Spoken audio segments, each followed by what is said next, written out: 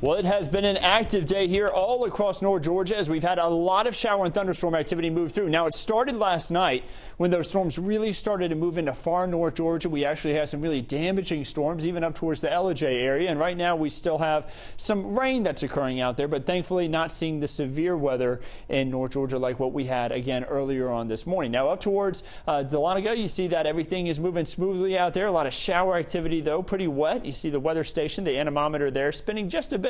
Those winds not too strong right now. At the airport, they just had a pretty significant amount of rainfall this morning. They're actually running at a 68-minute delay at the airport because of the showers and storms that they had. Now, they're not dealing with anything severe at the moment. I would imagine we start to see things improve here as we head throughout the next few hours, really probably even over the next 30 minutes to an hour even.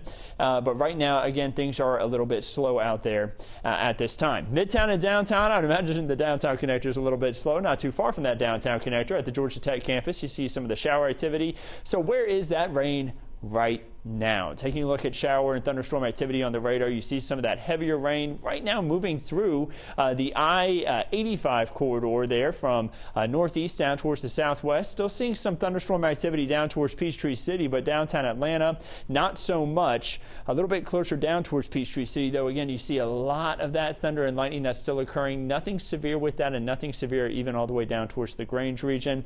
Much of those stronger to severe storms that we had this morning, they have now moved way south of us. So let's take a little bit of a closer look about what we have going on down here towards LaGrange and Peachtree City. By the way, you see this tornado warning that just popped up. That's going to be way down to our southeast, closer on down towards Macon. So again, no worry about that for our region. A little bit closer down into Peachtree City, though, again, you're seeing a lot of thunder or you're hearing a lot of thunder, seeing a lot of lightning. Some of the heaviest rainfall here is just kind of southwest of Palmetto, and that's going to be moving across again I-85 there, pretty close to Palmetto.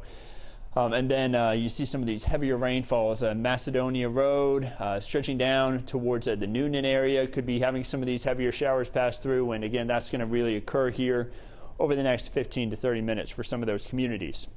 A little bit of a wider look here across the region. You see that we still have some heavier showers.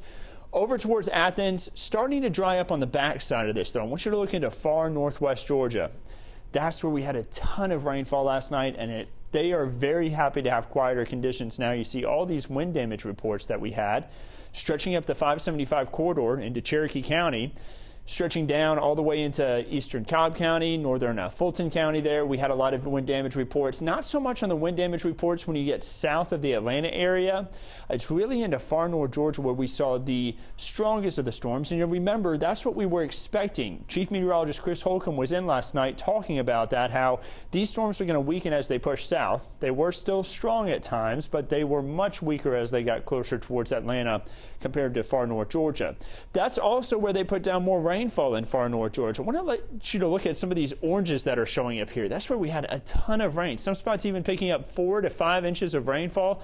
Let's go ahead and ping some of these numbers. 7 inches there. That's going to be way up into the northwest corner of Georgia. Getting into Gilmer County here, they got more than 7 inches. And you see, even as we head off towards the northeast, they saw a ton of rainfall up there too into northeast Georgia, more than 5 inches even in some spots. So let's talk about what's happening now. Where are these thunderstorms going? Really moving down to the south. That's where the tornado watch is now, south of the 11 Alive viewing area, still moving away from us.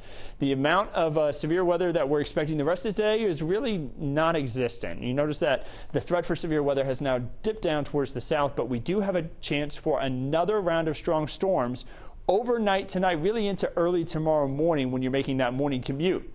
Now, the Storm Prediction Center in Norman, Oklahoma just updated this map live on air. You may have noticed that everything just kind of ticked downward there. For the marginal risk and the slight risk, actually the number 2 now needs to kind of move down there, and then the number 1 needs to move over a little bit to the southeast too.